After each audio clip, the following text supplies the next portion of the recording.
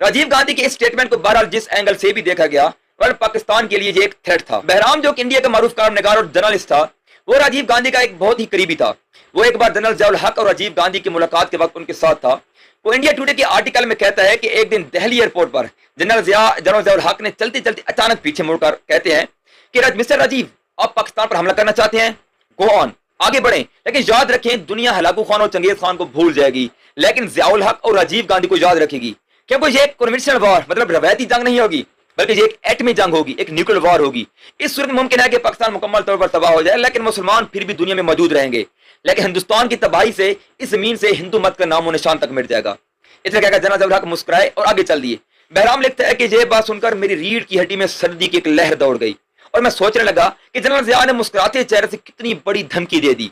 और बहराम लिखता है कि जनरल जिया के कहने के बाद राजीव गांधी बिल्कुल गंग हो गया, उसके मुंह से एक लफ्ज भी नहीं निकल रहा।